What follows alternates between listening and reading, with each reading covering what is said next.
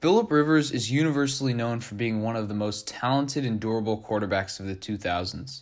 His marquee stat is a consecutive start streak with San Diego Chargers and later continued this past season with the Indianapolis Colts, which spanned over 240 games and ranks second all-time to Brett Favre. Along with his longevity, Philip Rivers compiled exceptional stats, ranking 5th in passing yards with over 63,000 and 5th in passing touchdowns with 421.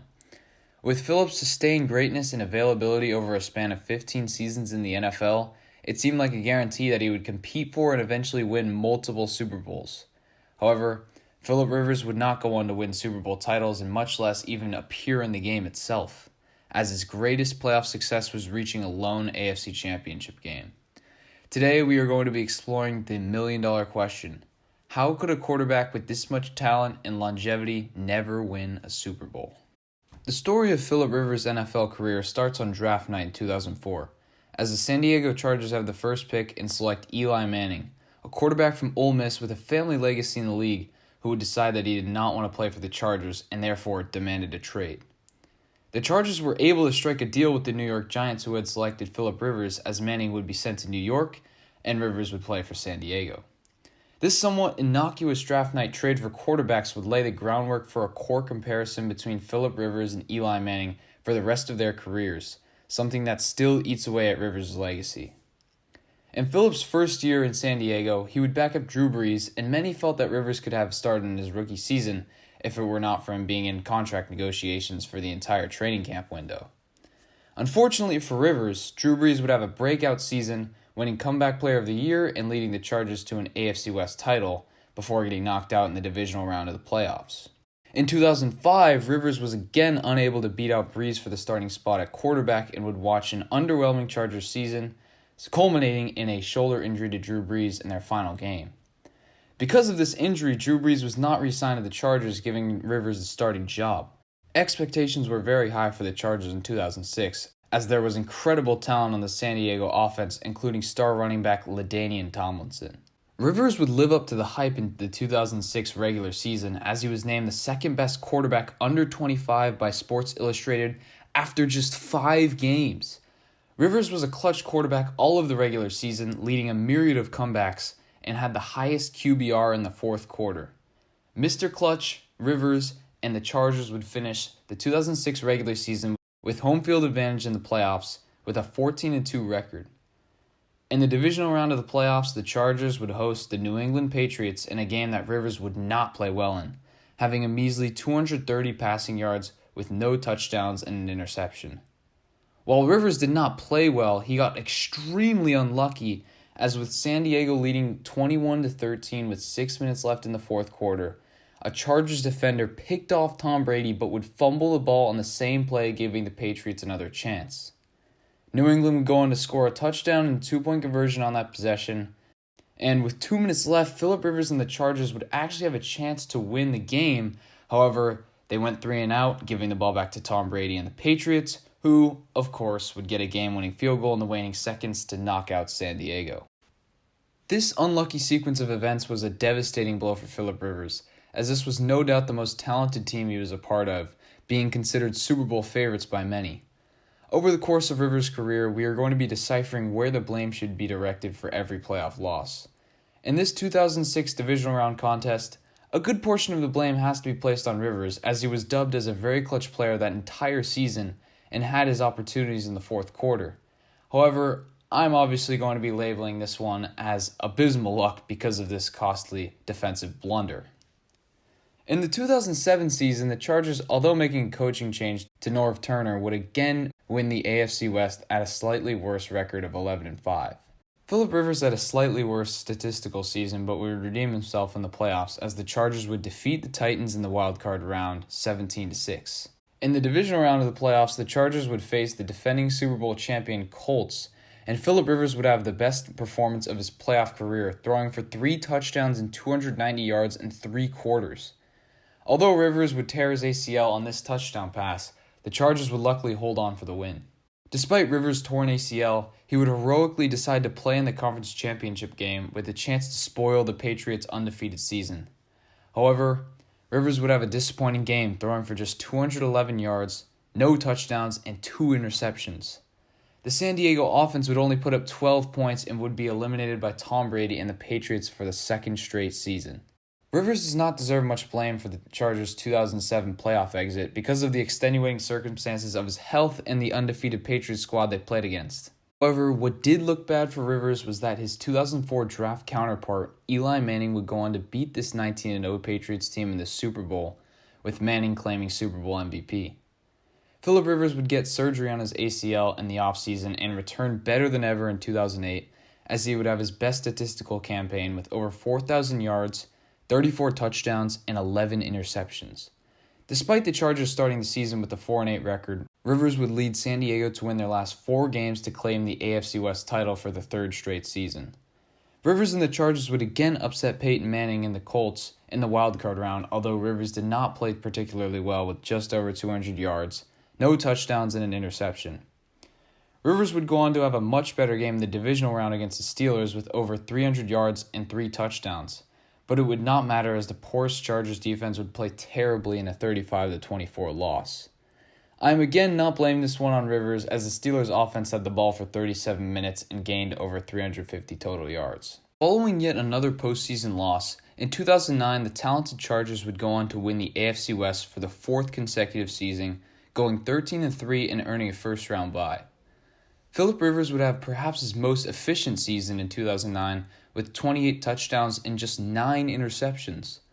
The Chargers were massive favorites in the divisional round against the Mark Sanchez-led Jets. However, Rivers and the Chargers would never pull away from the Jets, as Rivers would throw 2 costly second-half interceptions, and their kicker, Nate Kading, would miss 3 field goals in a shocking 17-14 loss on their home turf. Just as in 2006, the Chargers would squander a top 2 playoff seed in the divisional round with a horrific loss. Despite the Chargers having arguably the best roster in every season from 2006 to 2009 and being able to win the AFC West in all of those seasons, they were never able to reach the Super Bowl. Did they get massively unlucky at different points? Yes. However, it is apparent that Philip Rivers underperformed in the playoffs at the start of his career, as his playoff stats are consistently worse than his regular season averages. Take, for instance, his average passer rating over a particular season compared to his average passer rating in the playoffs. Over the course of Rivers' career, he has consistently had a worse passer rating in the playoffs, with the 2009 performance against the Jets being the worst in comparison to his regular season mark. In the 2010 season, the Chargers brought back another disgustingly good roster, again one of the best in the NFL, but this time they did not win the AFC West, let alone even make the playoffs. Yes, the Chargers this season, who had the number 1 defense and number 1 offense, found a way to miss the playoffs.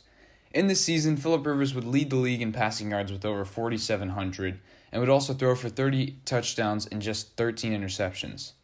Rivers and the Chargers barely got edged out by the Chiefs for a playoff berth, and this season is clearly not on him, but rather on a shaky special teams unit that blew multiple games. Ever since the 13-win season in 2009, the Chargers would regress into mediocrity for a decade, going 9-7 in 2010, 8-8 in 2011, and 7-9 in 2012. In 2013, Rivers would carry the Chargers to the playoffs with nearly 4,500 passing yards, 32 touchdowns, and just 11 interceptions, and the Chargers would win their last 4 to make the playoffs at 9-7. In the wildcard round, the Chargers would upset the Bengals, but in large part due to their defense, as Rivers only ended up with 128 yards. In the divisional round, the Chargers would face the top-seeded divisional rival Broncos in a game that Rivers and the Chargers played terribly. San Diego would not score until the 4th quarter, and even with the late rally would still lose 24-17. Although Rivers was able to best his regular season passer rating in the playoffs, the loss to the Broncos was on him, as the Chargers put up 0 in the first 3 quarters. For the next few seasons, the Chargers would never have Super Bowl contending roster comparable to the talent of their late 2000s teams. Philip Rivers would go to the playoffs one more time with the Chargers in 2018 under Anthony Lynn, when Philip Rivers would have another spectacular statistical season with 33 touchdowns and 12 interceptions. In the Chargers' wildcard bout against the Ravens, Rivers had yet another mediocre playoff performance with 160 passing yards, no touchdowns, and no interceptions. In spite of this bad performance, Rivers rode the talented Chargers defense to win 23-17. The next week, Rivers and the Chargers would go to New England and have a chance to avenge their heartbreaking losses a decade prior. However, Rivers and the Chargers would get blown out, trailing 38-7 at halftime. This loss marked a horrific 0-3 record for Rivers when facing the Patriots in the playoffs. After a disappointing 2019 campaign with the Chargers, Philip Rivers would sign with the Colts on a one-year deal for one last chance at postseason glory. The Colts had a great roster in the 2020 season and did not ask much of Philip Rivers as they finished 11-5 and in the 7th seed in the AFC.